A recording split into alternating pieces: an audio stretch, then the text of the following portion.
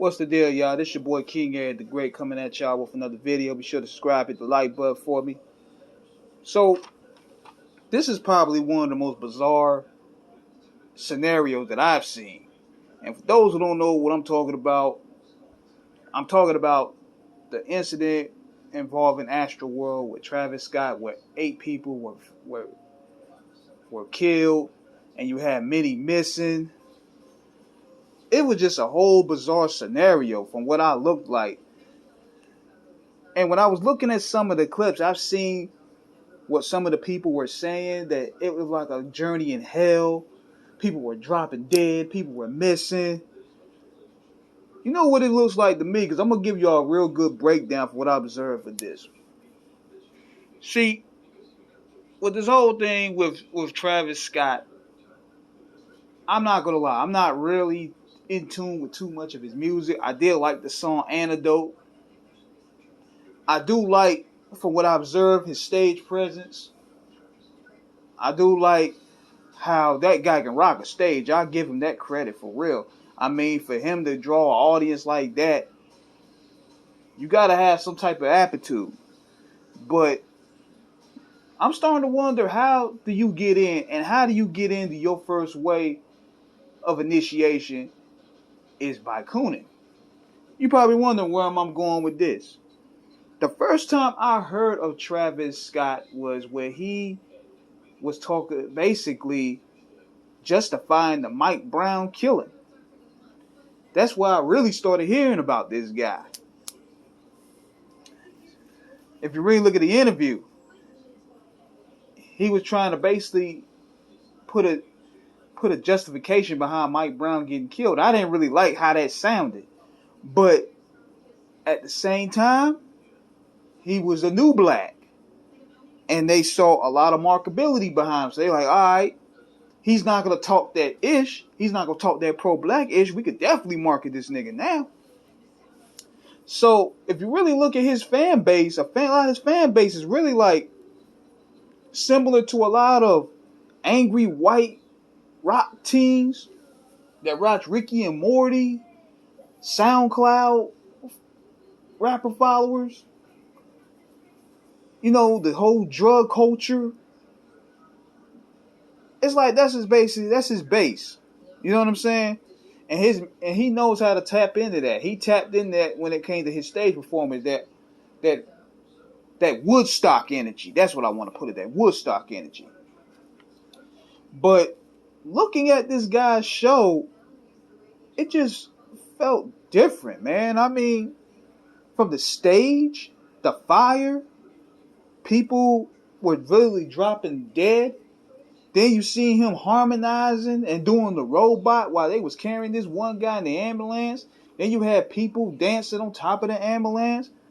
It was like basically Sodom and Gomorrah in a lot of ways. You mix drugs, alcohol, social media clout. This is the results. This is the results right here. And plus, not to mention the symbolism. You look at the album. You got little kids up there, and you have his head with his mouth open like a statue. And it's like, what? You luring kids into your playhouse. That could be a reach. Then you have the slogan, see you on the other side. See, now you're playing on to that. And what made me look at him kind of funny anyway was that Stop Trying to Be God video. That video was very bizarre. He had this man walking with sheeps. You had what's the girl named Kendall Jenner giving birth to a goat or a lamb or whatever. Then you had the religious iconography of it could be blasphemous and mocking Jesus. I mean, it was a lot of stuff that I seen that was very bizarre with that video. And then you have the Kardashian connection, and he's basically a part of that family. And I'm like, how the hell did he get into this? This dude might be a plant. So with this going on right now, lawsuits are going to start flying. He gave an apology up there. A lot of people not really buying the apology. This is basically the whole Limp Bizkit Woodstock thing over again. You can't really blame him per se. They're going to basically put him as the fall guy. But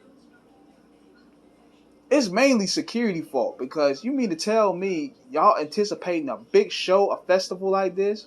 Y'all seen what happened with Woodstock. Y'all seen what happened with Rolling Loud and stuff like that. You got to have strong security for one.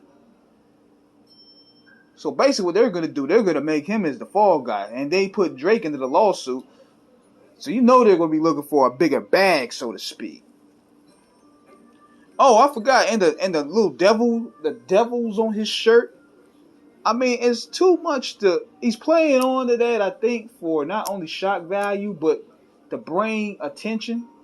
But based off how this show looked, you basically, he tapped to that energy full-fledged. And when you start having concert goers describing your concert as a tour to hell, that's not a good look. They're gonna put his touring on ice for a minute. So we're gonna see where this goes on this. Right now, I'm starting to see a lot of lawsuits. And they're gonna get hit hard in the pockets, because a lot of these concert goers are white people. He has basically a white base. And you know, with Drake as being a headline and Live Nation, they're gonna get hit heavy.